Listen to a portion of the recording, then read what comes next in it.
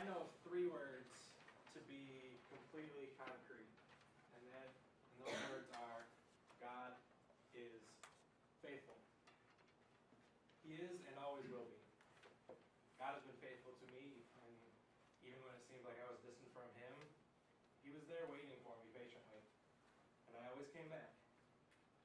So although tonight is me sharing my story, it's actually more about what God has been doing in my life.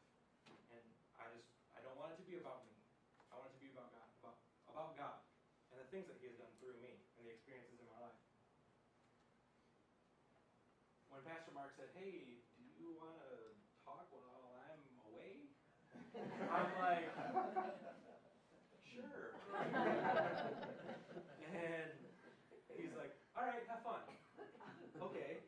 I got to thinking, and I came across, while I was praying, 1 Corinthians 10:13, and I've kind of made that kind of my theme verse for my testimony. And it says, "No temptation has overtaken you except what is common to mankind. And God is faithful. He will not let you be tempted beyond what you can bear. But when you are tempted, He will also provide a way out, so that you can endure it." So every story has a beginning, and so that's where I'll start. Once upon a time, in a faraway land, on a cold winter's night. Just kidding. Actually, it was a winter's night, but not that far away. Just here in Grand Rapids. I was born into a wonderful Christian home. I attended church almost every weekend and had a passion for Jesus Christ my entire life. When I was 2, my parents divorced, and they had joint custody over me, which means that I spent 1 day a week and every other weekend with my dad. When I was with my dad, we never attended church on Sundays, so that was a little bit different for me. Don't get me wrong, I love sleeping in, but that wasn't the importance. So, when I was 13, I went up to my dad and I said I will no longer be staying here, because I wanted to spend Sundays going to church and spending time with my friends. So that's what I did. And I've lived with my mom ever since, except when I went off to college, and I have enjoyed mostly every minute of it.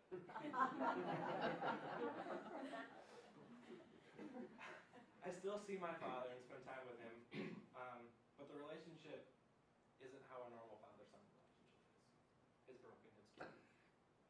I don't trust him, and that's hard. But I still want there to be something of a relationship, because if I can be that light to him, who knows? When I was 9 years old, I was home from school, and my mom picked me up from daycare or whatever, and she sat me down and she said, "Brandon, I have to tell you something." And I was like, "Okay, not sure what this is, but all right, whatever." So she sat me down, and I could see tears starting to well up in her eyes, and I was like, "Oh no, somebody in my family died." That was far from it. She said, "Brandon, do you know what cancer is?"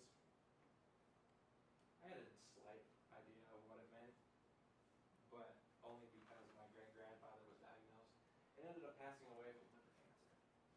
And so I related cancer with death. So when she said that, I said, "Are you going to die?" And she assured me that she wasn't. Then again, you can never really know. So on my 10th birthday, my mom had surgery and had the cancer taken out. And after school, my dad brought me to visit my mom, and my grandpa was already there. And so when I got there, the doctors wanted to talk to me and my dad and my grandpa. The doctor explained that the cancer was stage 3, and at the time I had no idea what that meant. Stage 3, how many stages are there? 10? No, there's 4. And once I realized that, I was like, okay, this is more serious than what I was hoping or expecting. So the next 8 months were really hard on everybody, especially for my mom. Chemotherapy and radiation treatments seemed to be the norm. I kind of bounced around 3 different places as far as living. I lived at home when things were good. I spent time with my dad, and then I also spent time in the parsonage with the chemistry. became a norm for the next 8 months or so. And it's not that I bounced around because my mom couldn't take care of me. She could, but she didn't want me to see her that sick. But inevitably, there were those days that I saw her sick. I saw her at her worst. But I also saw her at her best. And we got through that year, and God was faithful through it all. I mean, she's sitting here now. Cancer-free for 13 years. I mean, that's amazing. And I thank God for that. And I grew up going through the public school system here in Wyoming, and I can honestly tell you that I kind of lived two separate lives. I had my school life, and I had my church life. I kind of wore a mask when it came to Christianity, going through the public school. I was the kind of person who, when in high school, I would go to parties and I would drink. I swore in school like nobody's business because I thought it was the cool thing to do. And I also picked on kids because I wanted to be the popular one. And then Sunday mornings, I would be here, or actually no, I'd be at Calvary Community, which is my home church. And I was somebody completely different. The complete opposite, really. So in looking back, I realized that I thought that I was going to fulfill something with all those friends and all that kind of stuff, but there was only that instant gratification, and I never felt anything that was long-lasting. In 2007, I was sitting in my math class, not really paying attention because I don't like math, and all of a sudden my phone started ringing. First of all, it's strange when my phone started ringing because that never happens. And two, it was strange because it was my dad. And I looked at it, I was like, he knows that I'm in school. I'm not going to pick up and leave a message. So it stopped. Phone rings again. And it was my dad again. So I was like, oh, okay. Something's going on here. So I picked it up and I was like, hello? He's like, hey, are you sitting down? Well, I'm kind of in class. What's going on? At this time, my teacher's like chirping over here, not really knowing what she's saying. And so I kind of gave her the, I'm on the phone, so I gave her like the hold on a second finger. Don't do that. That's a bad idea. But he said, Brandon, are you sitting down? I told him that I was. And he said, your stepbrother Kyle was killed in a car accident this morning. Okay. So the next thing you know, I'm leaving the classroom with my backpack, and my teacher doesn't know why. I explained it to her later, but it really hit home for me because although he was my stepbrother, he was the one person that when I went over to my dad's house, he kind of took me under his wing and made me feel comfortable in that environment. He was always excited that I would be coming over. I always hung out with him and his friends, and he was almost 10 years older than I was. So, I mean, he was, yeah, Brand's coming over, he's going to hang out with us, we're going to do this, we're going to do that, and I loved it. And so that was wonderful. But to have that be stripped away from me and stripped away from my dad and my stepmom, and my stepbrother had a son too. So stripped away from a 6-year-old, I was like, God, what the heck? What? I don't understand. And then my mom said something to me, and she said, maybe this is the time when you can be that light to your father that's been missing for a while. And I said, okay, yeah, maybe. So I tried it, and it was all right, but I kind of stopped doing that, and it's just reverted back to my own, who I was.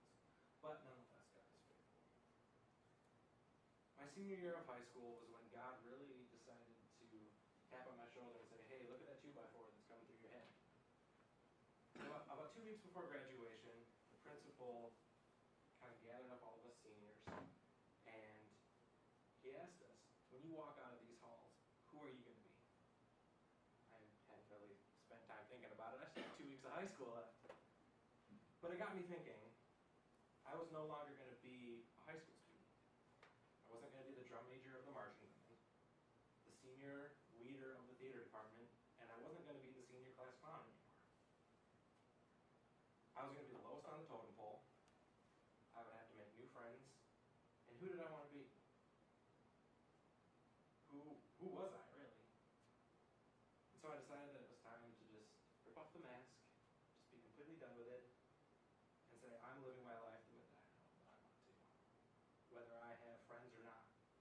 them or not.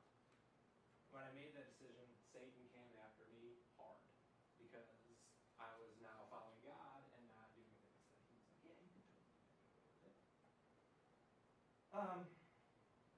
And, even to this day, I still fall, I still trip up. We all do, we're human. About a year ago, I really decided to reflect back because I'm getting ready to graduate college. So I started and I said, okay, let's go back to even high school. Who was I? What was I like then? And through now, I've realized that, yeah, I've made struggles, but I feel like I'm a good kid. And God's been faithful to me. In 2008, just after I graduated high school, I decided that I was going to be baptized again. I was baptized as an infant, but decided that it was something that I needed to do again.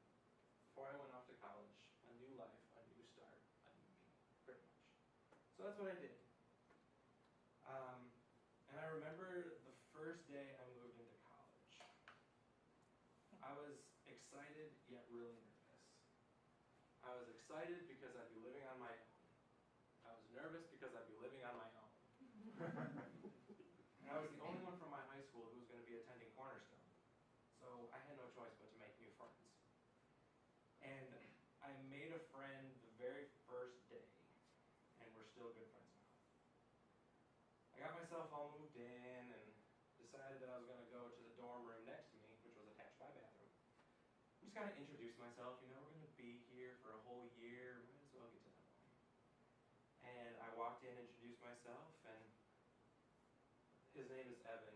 He came up to me and I said, hey, I'm Brandon. He goes, hi, I'm Evan, we're going to be friends, this is going to be awesome, and he just totally went all ADD, and I was like, no, it wasn't going to happen. I didn't think that I was going to be able to make that work. I thought, okay, I would lock my door so he couldn't get into my room. But I actually hung out with him the most. And my roommate was a track star. His roommate was a soccer player. And one weekend while they were gone, we're like, we would rather be roommates. So we moved his roommate into my room, and I moved his room. And then locked the door so they couldn't get into our room. So that's good. No. But yeah, so I'm friends with him now. He's here tonight, and he didn't know I was going to say any of that. But whatever. So I started off college initially being a double major in music performance and music education. Basically, I wanted to be the next first chair trombone player for the New York Philharmonic. Yeah, probably not going to happen. That's a good dream, though. By the end of my sophomore year, I decided that I wanted to just solely focus on music education because of my passion for kids and for teaching. And then through a series of circumstances, which I'll get to here in a little bit, God showed me that he wanted me to go full-time into ministry. Okay, so I dropped the education, and so I'm strictly music with a minor in psychology in hopes of becoming a worship pastor. That's my goal. That's what I want. And I think that's what God wants to do. But the question was asked, why would God want you to change everything that you're doing in school when you only have one semester left before you get your teaching certificate? Obviously that question came from my mother. But nonetheless, it was a very good question, and I thought that same thing to myself. Why? But when God tells you to go, you go, right? For the most part. That's kind of what I did. When God says go, I'm going to listen. I'm going to do it. I mean, if I hear a voice that I think is God saying, Brandon, go jump off a bridge, I don't think I'm going to do that. But, just kind of like, there's a song that Chris Tomlin wrote, and it's kind of just the song that I kind of live by. It's, where you go, I'll go. Where you stay, I'll stay. When you move, I'll move. I will follow you. And so I have a passion for teaching, and I have a passion for music. And this teaching is not necessarily students. It's a congregation. It's people through music. And I wouldn't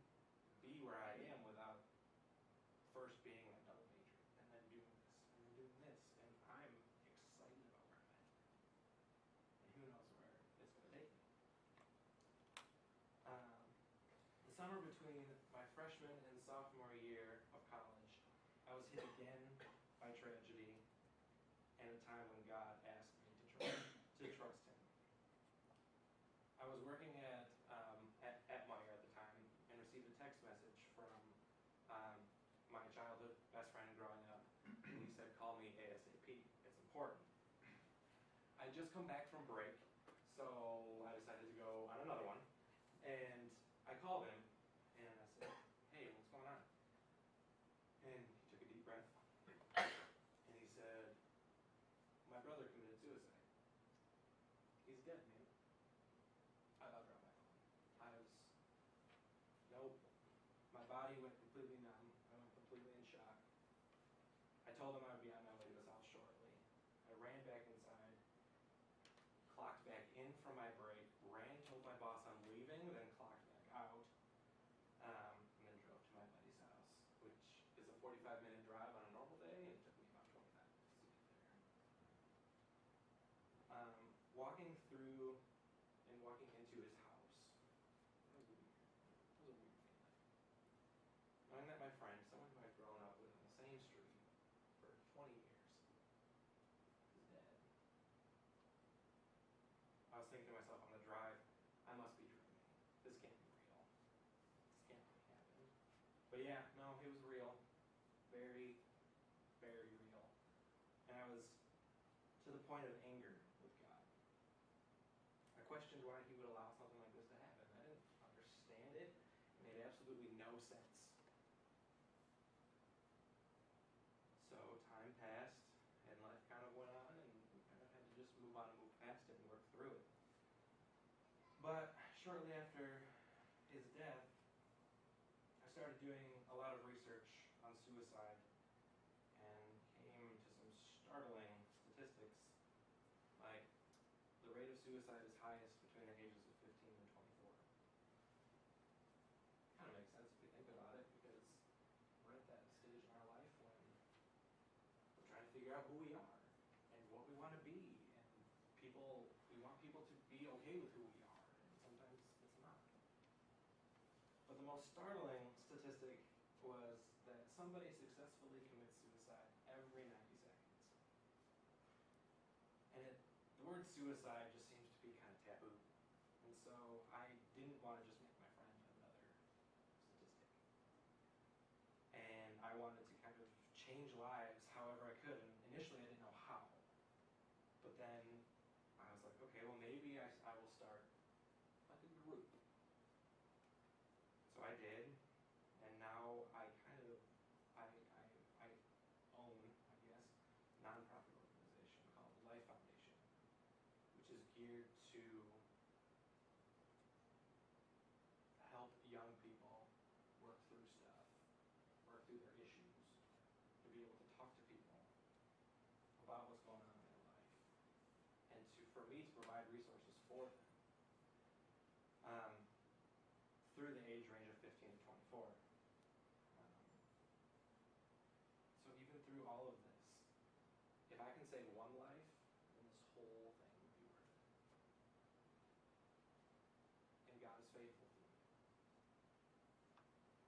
So for the next 2 years, I lived a pretty normal Christian life. I kept walking the path, and growing in my faith every day, and feeling more and more comfortable about talking to people about Christ, and not being afraid of what they're going to think about me. And during this time in my life, I kind of had this itch that maybe it's time to settle down. Maybe it's time to get married and, just settle down a little bit. And in the spring of 2011, I thought that I found it. This girl and I, we were friends for 3 years, and it seemed perfect. Our relationship was God-centered, and we were both looking for that person to grow old with. We were confident in the future, and the question was, were we listening to God and listening to what He wanted? I know now, looking back, that we weren't, or at least I wasn't. But in May of 2012, I decided that I was going to take that next step, and I was going to propose. The whole thing talked to a lot of people about it, and everybody was like, Brandon, are you sure? Are you sure about this? Are you sure? Are you sure? I don't know about this. I don't know. But I was just like, nope, God told me. Nope, God told me. And at that point, they can't really. They're just like, okay. So that night came, I went to pick her up, we stopped to dinner at our favorite place, and then proceeded to the park that was just behind. It was perfect. Walked up this hill, beautiful sunset, it kind of looked like the sunrise from The Lion King. I was waiting for the music to start. So then her and I started talking about, our life, the future. And so then I kind of did one like a coughing thing and like stepped back a little bit. And then by the time she was like, oh, where's Brandon? Turned around, there I am, on my knee. Ring. Insert the most awkward pause in your entire life. She looked at me, and she shook her head no. I was like, I don't understand. God, I thought this is what you wanted. I don't get it. Why would God want me to do something like that just to have me get hurt? God doesn't want his children to be in pain and to hurt. But he does want us to learn. And if it comes through pain, then so be it. Took me a long time to move past that one. And there are times when I still think about it and just the thought of being that vulnerable just still gut-wrenching to me. But after a few months I realized what I was supposed to learn. And God kind of was being the parent and basically was like, are you done? Are you done doing it your way? Can I do it your way now? Can I lead your life? Or do you want to keep going? Because I can let you keep going. I was like, nope. I'm done. You can take over. Which is a good point. God made a good point there. Because we can't do life without him leading us. We are sheep, and he is our shepherd. And I don't know about you, but I don't remember the last time a sheep was leading a shepherd. It just doesn't really happen. So shortly after the breakup, about a month or so, I was at a choir practice at Calvary Community. And this was a night with a worship pastor. We did something a little different. And he wanted us to break up into groups of like 3 or so, just to kind of do like a prayer circle kind of thing. And I was in a group with an older guy, not really old, but he's a nice guy. And then a young guy, about my age, a couple years older than me. And we just got to talking. The point was to share prayer requests and then be able to pray for those guys right there. And then also pray for them throughout the week and then let them know. So we went around the circle. I don't really remember exactly what I prayed for or asked for prayer for. And I don't really remember what they asked for prayer for. But there was a reason God put me in that group. God wanted me to meet one of those guys. So after we prayed, we exchanged contact info, and I ended up meeting with the guy who was about my age because I could relate to him a little bit better. I learned a lot about him, and he learned a lot about me. And he doesn't know this, but he was there at the right time in my life, right when I needed him. Because everybody else that I tried to talk to about this whole proposal thing, they were biased. And because he didn't really know me, I could just spill it, and he would give me objective, unbiased responses. And I loved it. And so I guess I want to thank you two for being a part of my life. For really just kind of being there when I needed it, through the thick, the thin, or as I put it on my notes, the good, the bad, and the awesome. So,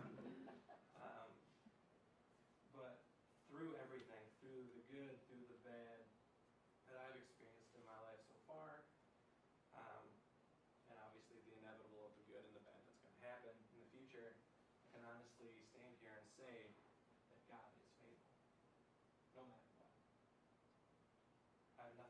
persevere for what's ahead. Because I know that God's going to lead me, and I'm not going to lead myself. I'm going to let God be in front of me. And I'll be behind him following. So with that, will you join me in prayer?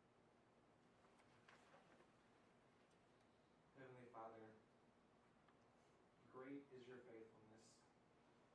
There is no shadow of turning with you. You change not, and your compassion for us fails not. You will and forever be God. I thank you for this beautiful Sunday afternoon that we can just come here and worship you. Thank you for giving me this platform to talk and to just share the work that you have done in my life. Thank you for bringing me through things, through struggles, God, and for leading me out of them, being stronger than I was. I pray for everybody in this room. I pray that they will continue, that you will continue to show them your faithfulness in their lives. Allow all of us to continue to grow in our knowledge of you and in our compassion and grace toward others. God, I ask that you break our heart for what breaks yours. Everything we do, may we do